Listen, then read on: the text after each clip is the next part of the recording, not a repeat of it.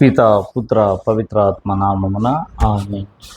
ప్రియమైన ప్రియమైన సహోదరి సహోదరులారా, ముందుగా మీ అందరికీ పునీత జోజప్ప గారి పండుగ శుభాకాంక్షలు, దేవుని ఆశీస్సులు. జేసు ప్రభు సాకుడు తండ్రిని మరి మనమందరం కూడా మరొకసారి తలంచుకొని వారి జీవితాన్ని ఆదర్శంగా తీసుకోవటం, వారి ప్రార్థనా సహాయం కోరుకోవటం మనందరికీ ఎంతో ఆనందదాయకమైన విషయం. ఈ పవిత్రమైనటువంటి పర్వదినాన జోజప్ప గారిని చిన్న పాట ద్వారా ప్రార్థన చేసుకుందాం. పునీత జోజప్ప ఓ నీతిమంతుడా, నీ మంచి మనసుతో మమ్మాదరించుమా. పునీత జోజప్ప ఓ నీతిమంతుడా, నీ మంచి మనసుతో మమ్మాదరించుమా. క్రీస్తు ప్రభుని యందు ప్రియమైన మిత్రులారా, ఈనాటి మన అంశము జోజప్ప గారు మాట్లాడని 7 మాటలు మనం ధ్యానం చేసుకుందాం. మరి మాట్లాడటం దేవుని యొక్క గొప్ప వరం, కానీ మాట్లాడకుండానే దేవుని యొక్క సందేశాలను మనకు గొప్పగా వినిపిస్తున్నటువంటి పునీత జోజప్ప గారిని మనం ఈరోజు స్మరణ చేసుకొని వారి జీవితాన్ని కొనియాడుతూ వారి అడుగుజాడల్లో నడవటం మనందరికీ ఎంతో ఆనందదాయకమైన విషయం. మరి జోజప్ప గారి జీవితంలో 7 సందర్భాలు మరి ఆయన దేవుని మాట ఆలకించి ఆ దేవుని సందేశాన్ని స్వీకరించి దేవుని యొక్క మార్గంలో నడిచి మనందరకు గొప్ప మార్గాన్ని చూపించారు. మొట్టమొదటిగా ఆయనకు వచ్చినటువంటి బాధ, మరియమ్మ గారు గర్భము ధరించటం.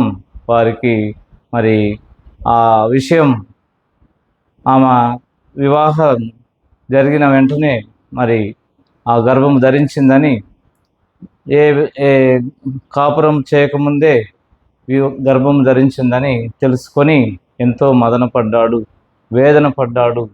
కానీ ఆమెను బహిరంగంగా వదిలిపెట్టాలని ఆయన అనుకోకుండా మరి వ్యక్తిగతంగానే ఆమెను వదిలివేయాలి అని బాధపడుతూ ఆయన నిద్రించినప్పుడు కలలో దేవుడు కనిపించి, మరియమ్మను భార్యగా చేకొనుటకు భయపడొద్దు, ఆమె పవిత్రాత్మ ప్రభావం వలన గర్భము ధరించిందని మరి దేవదూత చెప్పటము మనం వింటూ ఉన్నాం. మానవ జీవితాల్లో మరి అనుమానం వస్తూ ఉంటుంది. కొన్ని అనుమానాలు మనకు కొన్ని సంగతులను బాగా క్షుణ్ణంగా తెలుసుకొని దేవుని సత్యాన్ని తెలుసుకొని దేవుని ఆరాధించే విధంగా మనకు సహాయపడుతుంది. కానీ కొన్ని అనుమానాలు మరి జీవితంలో బాధను కలిగిస్తాయి, ఇంకా దేవునికి దూరం అయిపోయే విధంగా తయారవుతాయి. కానీ జోజప్ప గారు ఆ ప్రార్థనలో దేవుని మనవి చేసుకుంటూ ఆయన నిద్రించటం, కలలో గొప్ప సందేశాన్ని పొంది దేవునికి దగ్గరయ్యాడు పునీత జోజప్ప గారు. కావున మనం కూడా మన జీవితాల్లో వచ్చే సందేహాలను మరి దేవుని జ్ఞానంతోటి, దేవుని సహాయంతో నివృత్తి చేసుకొని దేవునికి దగ్గరయ్యే జ్ఞానమును మనకు దయచేయమని ప్రార్థన చేసుకుందాం. పాత నిబంధనలు చూసినట్లయితే మోషే కూడా తన జీవితంలో ఒక సందేహం వచ్చింది. ఆ మండుచున్న పొద ఎందుకు దహించి వేయబడలేదని. కానీ దేవుడు ఆయనతో మాట్లాడి ఆయన సందేహాన్ని నివృత్తి చేశాడు. మరి ఆ విధంగా మన జీవితంలో సందేహాలను దేవుని దగ్గర నుంచి సమాధానం పొందే విధంగా మనము ప్రార్థన చేసుకోవాలి. రెండవ బాధ జోజప్ప గారికి యేసు ప్రభు యొక్క పేదరికం. సర్వశక్తిమంతుడు, మరి పరలోకం నుండి దిగి వస్తున్న దేవుని కుమారుడు ఎంతో వైభవంగా ఘనముగా పెద్ద పెద్ద రాజభవనాల్లో అక్కడ జన్మించాలని తలంపు వచ్చి ఉండొచ్చు. కానీ ఆ పేదరికంలో పసులపాకలో యేసు ప్రభు జన్మించటం జోజప్ప గారికి ఒక విధంగా బాధ కలిగించి ఉండొచ్చు. అయినప్పటికీ ఆయన ఆ సందేహంలో ఉన్నప్పుడు దేవదూతలు దిగివచ్చి పరలోకంలో దేవునికి మహిమ, భూలోకంలో ఆయన ప్రేమ పాత్రులకు సమాధానం అని చెప్పి ఆ జోజప్ప గారిని మరి ఆ సందర్భంలో కూడా దేవుడు ఆయన్ని మంచి మాటలతోటి ప్రోత్సహించారు. మరి ఆ దేవుని సహాయం ఎల్లప్పుడూ జోజప్ప గారితో ఉండి జోజప్ప గారిని దేవుని మార్గంలో నడిపించారు.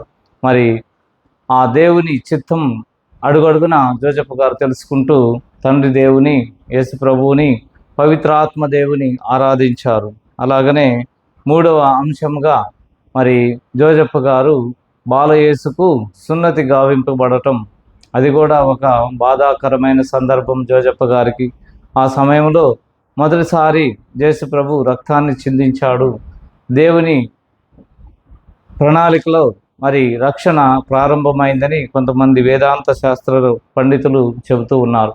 ఈ విధంగా యేసు ప్రభు సున్నతి కూడా మరి బాధ కలిగించినప్పటికీ ఆ సందర్భంలో యేసు ప్రభువుకు మరి నామకరణం చేయటం, లోకరక్షకుడని ఆయన పేరును మరి యేసు ప్రభువుకు ధరింపజేయటము జోజప్ప గారు ఆ సందర్భంలో మరి సంతోషించారు. అదేవిధంగా మరి జోజప్ప గారు సిమియోను ప్రవచనము విన్నారు. ఒక ఖడ్గము నీ హృదయమును దూసుకుని పోచున్నదని మరేమాతతో చెప్పిన మాటలు జోజప్ప గారికి కూడా ఎంతో బాధను, భయాన్ని కలిగించి ఉండొచ్చు. కానీ ఆ సందర్భంలో మరి సిమియోను ఇంకా గొప్ప కార్యాలు చెప్పాడు. మరి ఇతడు అనేక మందికి వివాదాస్పద గుర్తుగా ఉన్నారు. అనేక మంది మనోభావాలను మరి మార్చి దేవుని చెంతకు చేర్చే గొప్ప బిడ్డగా ఆయన ఉన్నాడు అని చెప్పి మరి పరిశుద్ధ గ్రంథంలో మనం వింటూ ఉన్నాం. ఈ విధంగా దేవుని చిత్తాన్ని నెరవేరుస్తూ జోజప్ప గారు అనేక శ్రమలను, బాధలను అనుభవించి కూడా ఎక్కడు కూడా దేవుని ప్రశ్నించకుండా దేవుని చిత్తం నెరవేర్చడంలో ఆయన ఎంతో శ్రమించాడు, ఎంతో ఆయన దేవుని మహిమపరిచాడు. మరి ఐదవ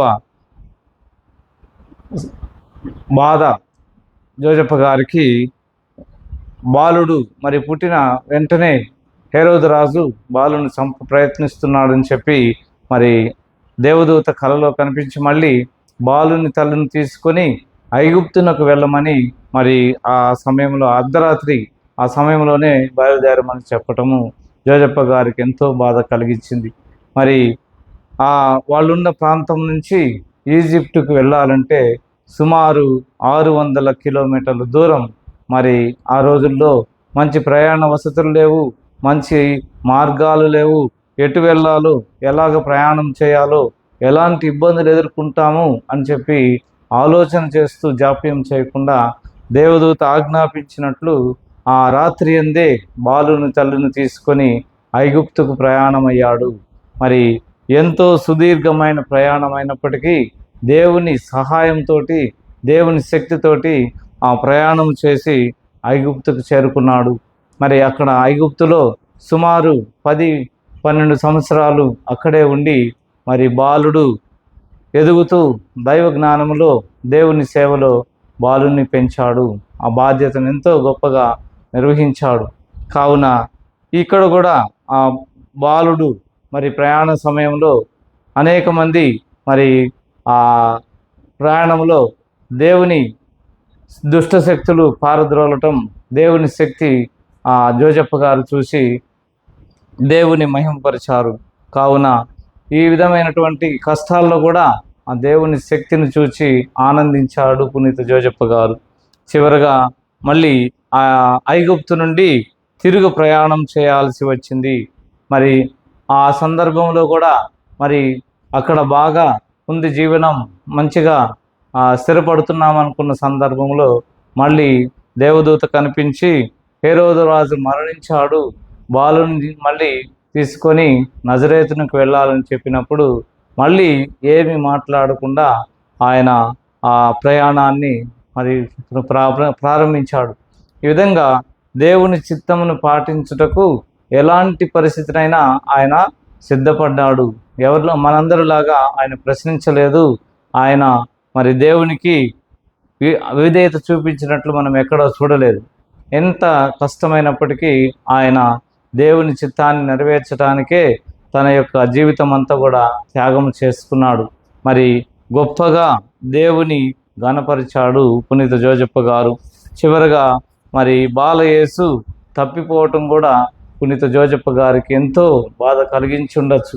ఈ రోజుల్లో మన బిడ్డలు కనపడకపోతే ఎంతో బాధపడతాము, ఎన్నో విధాల ప్రయత్నాలు చేస్తాము, బంధుమిత్రులందరికీ ఫోన్ చేస్తాము. కానీ ఆ రోజుల్లో మరి ఎలాంటి ఏర్పాటు లేకపోయినప్పటికీ మరి వాళ్ళు ఇద్దరు తల్లిదండ్రులు ఒకళ్ళ దగ్గర ఉన్నారని చెప్పి ఇంకొకళ్ళు అనుకొని బాలయేసును 3 రోజుల పాటు కనబడకుండా వారు ఎంతో వేదన అనుభవించారు. అలా వెతుక్కుంటూ బంధుమిత్రుల యొద్ద, తోబుట్టు చెంత, స్నేహితులందరినీ అడుక్కుంటూ వాళ్ళు చివరికి దేవాలయం చేరుకున్నారు. అక్కడ బాలయేసు వేద బోధకుల మధ్య ఉండి వాళ్ళ దగ్గర నుంచి సమాధానం రాబట్టుతూ వాళ్ళ సందేహాలను తీర్చుతూ దైవ జ్ఞానం ప్రదర్శించాడు బాలయేసు. మరి ఎప్పుడైతే వాళ్ళు బాలయేసును చూశారో వాళ్ళు ఎంతో ఆనందించారు, ఎంతో సంతోషించారు. ఈ విధంగా జోజప్ప గారు తన జీవితంలో దేవుని హస్తాన్ని అడుగడుగునా చూచి దేవుని ఘనపరిచారు. ఎన్ని బాధలు వచ్చినా, ఎన్ని కష్టాలు వచ్చినా మరి ఎప్పుడు కూడా ఆయన వెనుదిరగకుండా దేవుని హస్తంతో నడిపించబడి దేవుని ఘనపరిచాడు పునీత జోజప్ప గారు. మరి వీరి ప్రార్థనా సహాయము, వీరి ఆదర్శం మనం తీసుకొని నిత్యము దేవుని చిత్తం నెరవేర్చటలోనే ఆనందం పొందాలి. దేవుని చిత్తం నెరవేర్చట కన్నా ఈ లోకములో ఇంకొక గొప్ప ఆనందం మనకు ఉండదని మనం తెలుసుకోవాలి. ఆ విధంగా మరియ తల్లి కూడా దేవుని చిత్తాన్ని ఎంతో గొప్పగా తన హృదయానికి తీసుకొని గొప్పగా దేవుని ఆరాధించింది, దేవుని ఘనపరిచింది. ఈరోజు మనందరికీ తల్లిగా ఆమె ఎంతో సహాయం చేస్తుంది. అదేవిధంగా బాలయేసు కూడా దేవుని చిత్తాన్ని నెరవేర్చడంలో ఆయన నిమగ్నమై ఉన్నాడు. ఎప్పుడైతే వాళ్ళు ఆ దేవాలయంలో కనుగొని మరే తల్లి, నానా ఎందుకు ఇలాగ చేశావు అని అడిగినప్పుడు, నేను నా తండ్రి పని మీద నిమగ్నమై ఉండాలని మీకు తెలియదా అని ఆ దేవుని చిత్తం నెరవేర్చుటలో ఆయనకున్న ఆనందాన్ని, ఆయనకున్నటువంటి దీక్షను, పట్టుదలను మనం చూస్తూ ఉన్నాం. కావున మనందరి జీవితాల్లో వీరి ముగ్గురి ఆదర్శాన్ని తీసుకోవాలి. దేవుని చిత్తం నెరవేరుస్తూ దేవుని ఘనపరచాలి. అప్పుడు మన జీవితము ఆనందమయంగా ఉంటుంది. మరి మనందరం కూడా పరలోక వారసులు అవుతాము. దేవుని బిడ్డలుగా ఈ లోకములో గొప్పగా జీవించి అనేక మందికి మార్గదర్శకులం అవ్వగలుగుతాం. కావున ఈ పండుగ సందర్భంగా జోజప్ప గారిని మనం అనునిత్యం ప్రార్థన చేసుకోవాలి. పునీత జోజప్ప గారా, ఓ నీతిమంతుడా, నీ మంచి మనసుతో ఆదరించని భక్తితోటి ప్రార్థన చేసుకుందాం. ఆమేన్.